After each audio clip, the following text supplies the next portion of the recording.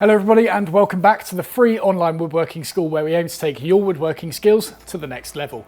In today's video, we're going to start making the handles. Let's get going.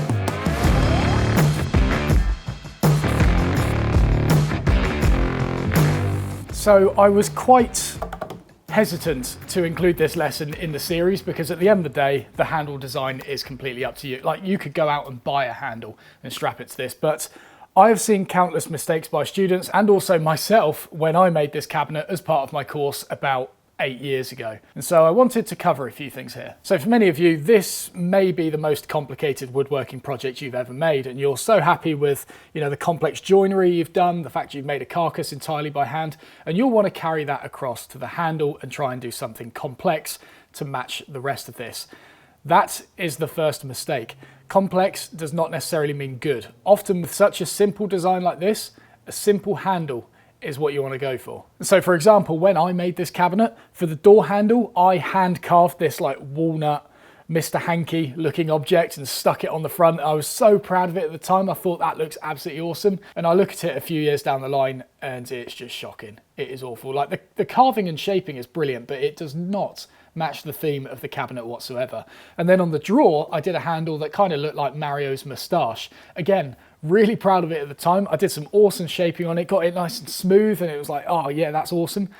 But you look at it a few years down the line and it's like, what? That has no correlation to the rest of the cabinet whatsoever. Why didn't I just go simple? And yes, of course, this is all subjective. If you would prefer to do something complex, go for it. But I can almost guarantee you that going for something simple and understated will stand the test of time. Going for something complex, you might regret. And so I mentioned this earlier in the series with regards to colours. Quite often on nice designs, you've got one primary colour going on, in this case ash.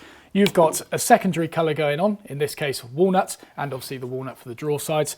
And then you've got a tertiary colour. Now we don't have a tertiary colour on this at the moment. Of course there is the cedar in the bottom of the drawer, but of course in 99% of cases, both the door and the drawer is going to be closed, so we don't really need to worry about that.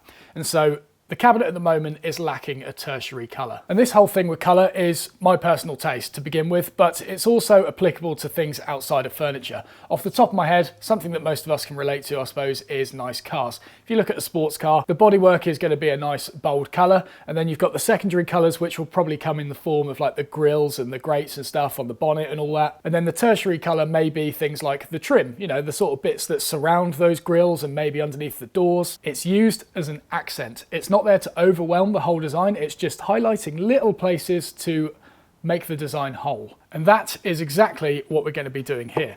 And so if we look at this design, we've already got some dark shadow gaps surrounding the door, we've got a shadow gap surrounding the panel, surrounding the front of the drawer. We've already kind of got a tertiary colour going on, which is black. And so let's build upon that.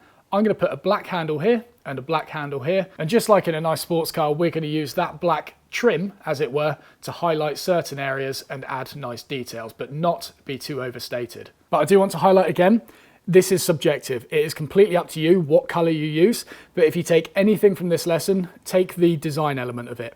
Keep it simple. And so this is what I'm going to be using, a lovely bit of Macassar ebony. And so firstly, the challenge is how wide you want it to be and how much you want it to stick out the door. Obviously you want this small enough to look elegant and refined, but you want it big enough that it's not easily slapped off when the user tries to open the door. My gut instinct is saying that that is sticking up way too much at the moment. Like if I was to open that door, I don't need to grab that entire thing to do so. I'm probably grabbing it about 5mm shy of the bottom, and so I think I can take off that much.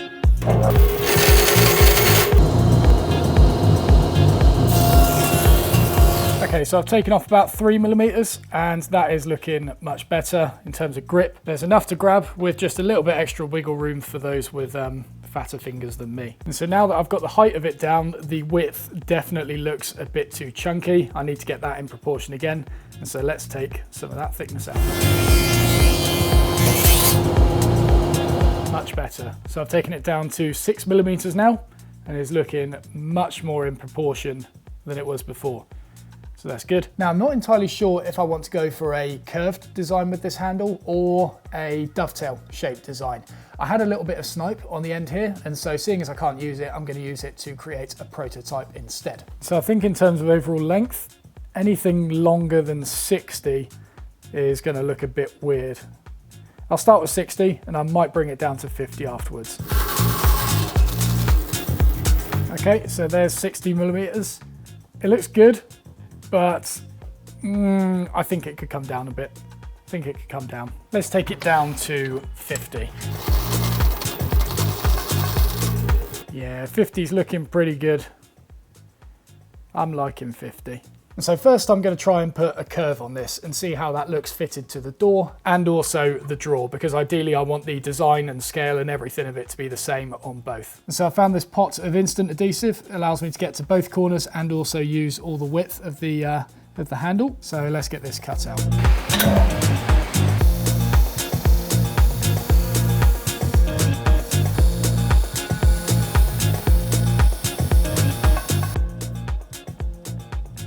Yeah. Oh, yeah. It's cool. It's cool. I've seen the design before. I think it was Alan Peters, and he put the handle on like this. Yeah, I don't know. I don't think it works, to be honest. I think the rest of the cabinet is too boxy and angular to sort of have these random curved handles put on it. You know, perhaps if this was a rounded profile on the top as opposed to a chamfer, then it might be sort of more fitting, but yeah, I don't know. I don't think that works too well. Genuinely, if I was to go for another 50mm blank or this curved one, I actually think in this case, just a square block would actually work better. You know, obviously with chamfers and stuff on it to make it look a little bit more thought out. All right, next we're going to go for a dovetail-like design. So I've just eyeballed this sliding bevel. Let's see how this looks.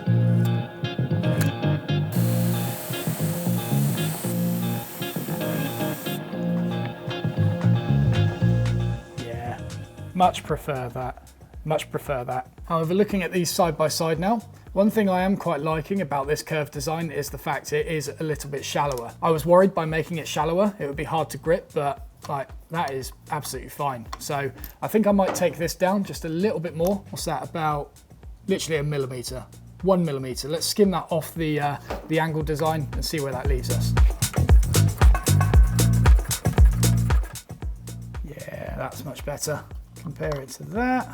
Yeah, exactly the same. Nice. So let's just put a few chamfers on this as if it was the real thing.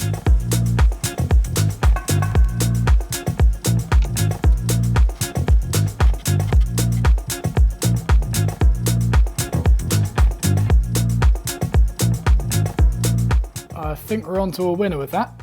So let's properly make 2 of them.